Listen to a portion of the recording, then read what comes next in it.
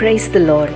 ஏசாயா 52 அதிகாரம் 12 வசனம் இவ்வாறாக கூறுகின்றது: நீங்கள் தீவிரித்து புறப்படுவதில்லை, நீங்கள் ஓடிப்போகிறவர்கள் போல ஓடிப்போவதும் இல்லை. கர்த்தர் உங்கள் முன்னே போவார். இஸ்ரவேலின் தேவன் உங்கள் பிறகே உங்களை காக்கிறவராய் இருப்பார்.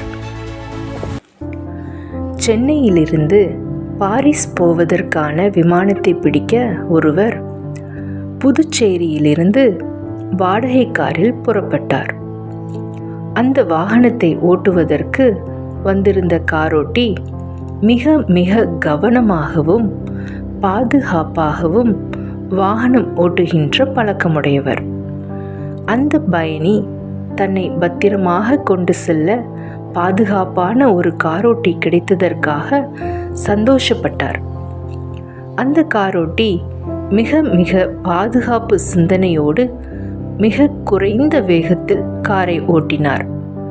ஆனால் போக்குவரத்து நெரிசலை கடந்து சென்னை விமானத்தளம் செல்லும் முன்பு காலதாமதமாகிவிட்டது.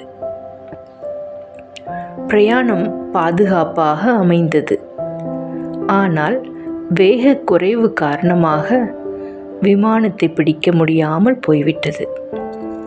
சிலர் மிக மிக விவேகமாக செயல்படுகின்றவர்கள் என்பது உண்மை. விவேகத்தின் விளைவான நன்மைகள் உண்டு. ஆனால் அவர்களின் வேகக்குறைவினால் பல நன்மைகள் இழக்கப்பட்டு விடுகின்றன.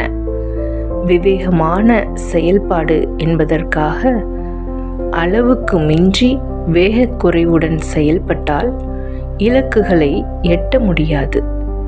ஆவிக்குரிய வாழ்க்கையில் அவசரப்படக்கூடாது. அதிக வேகம் ஆகாது என்பது உண்மைதான். அதே வேளையில் அவசியமான வேகங்களுக்கு கீழே போகக்கூடாது.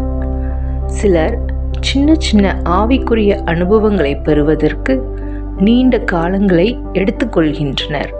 சிலர் பல ஆண்டுகள் கிறிஸ்தவ பிரயாணத்தில் இருந்தாலும் கானானுக்கு சென்ற இஸ்ரவேலர்களைப் போல ஆமை வேகத்தில்தான் நகருகின்றார்கள்.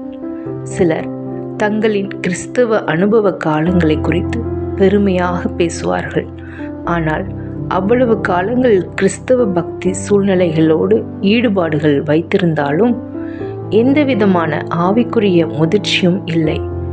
ஆராதனை, ஜெபம், வேத வாசிப்பு என்பது போன்ற காரியங்களோடு இணைந்திருந்தாலும் கனி கொடுக்கும் அனுபவங்களிலோ மிகவும் பிந்தியிருப்பார்கள். எபிரேயர்களுக்கு நிருபம் எழுதிய தேவ மனிதன் அவர்களை பார்த்து, காலத்தை பார்த்தால் போதகராய் இருக்க வேண்டிய உங்களுக்கு தேவனுடைய மூல உபதேசங்களை மறுபடியும் உபதேசிக்க வேண்டியதாய் இருக்கிறது என்று எழுதினான். எபிரேயர் 5 அதிகாரம் 12 வசனத்திலும் இவ்வாறாக கூறுகின்றது. ஆம், அவசரப்படாமல் நிதானத்தோடு செயல்பட வேண்டும். அதே வேளையில் போதுமான அளவு முன்னோக்கி ஓடும் வேகமும் வேண்டும். உண்மைகளை அறிந்து கொள்ள தீவிரமாயிரு. அறிந்த உண்மையை கடைபிடிக்க தாமதமாய் இராதே. ஆமேன்.